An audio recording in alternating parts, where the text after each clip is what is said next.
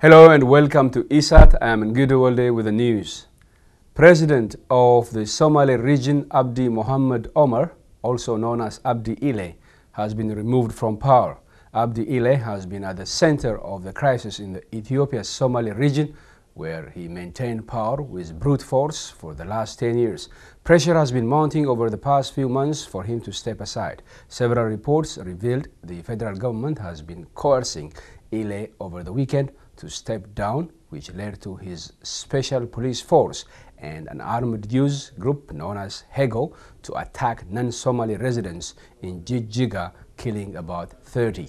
Ile has been replaced by Ahmed Abdi Mohammed, who was head of the Regional Bureau of Finance and Economic Development. Scores of people were killed over the weekend in the regional capital Jijjiga and Redawa in an attack by Liyu, or the special police, and the Hego armed youth.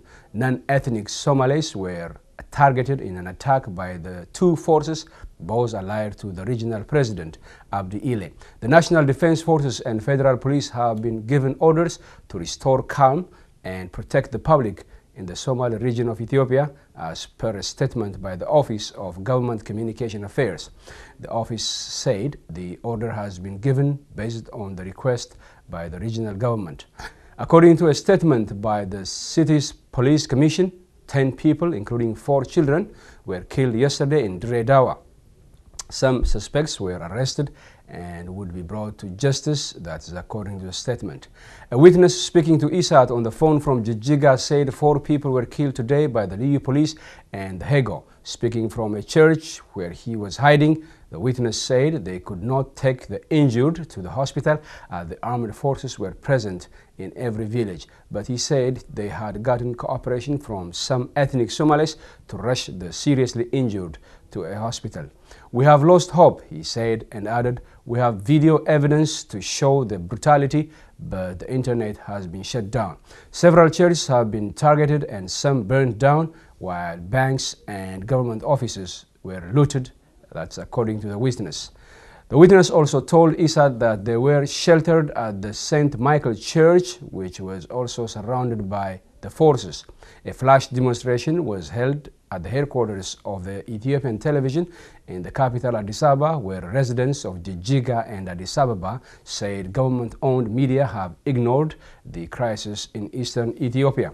The demonstrators also demanded for the federal government to stop the bloodshed in that region.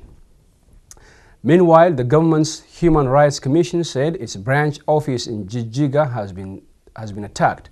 The commission, in a statement, said computers and documents were looted and called on the government to intervene to stop the lawlessness.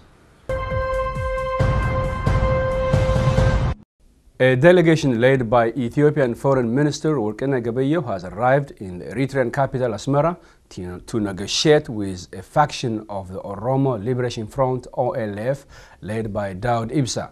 The report by the Ethiopian television says the delegation, which also includes President of the Oromo Regional Administration, Lemma Magersa, was welcomed at the Asmara International Airport by Eritrean Foreign Minister Osman Saleh and Presidential Advisor Yamane Gabrab.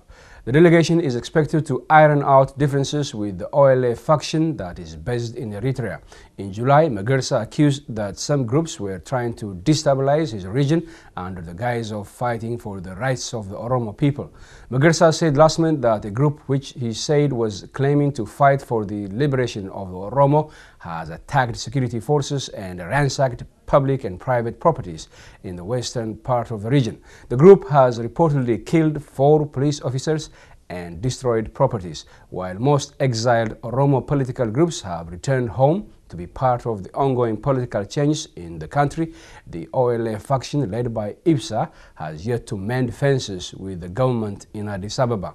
The delegation in Asmara hopes to convince the OLF faction to return home and join the peaceful political struggle, it was learned. And finally, businesses are shut in the South Sudanese capital, Juba, as people celebrate the signing of a power-sharing deal aimed at ending a brutal 5-year civil war. The deal will see rebel leader Riek Machar return to government as one of 5 vice presidents. He and President Salva Kiir signed the agreement in neighboring Sudan. Tens of thousands of people have been killed and millions displaced in the conflict, which broke out about 2 years after South Sudan's independence. South Sudan seceded from Sudan in 2011 but plunged into conflict in December 2013 following a power struggle between Mr. Kiir and Mr. Machar. The BBC quoted Sudanese Foreign Minister Al-Dirir Mohammed, who helped to broker the deal, as saying an agreement on outstanding issues has been signed and the agreement expresses the commitment of all parties to ceasefire. Previous attempts to find a solution to the conflict have failed. That ends the news. Have a nice time.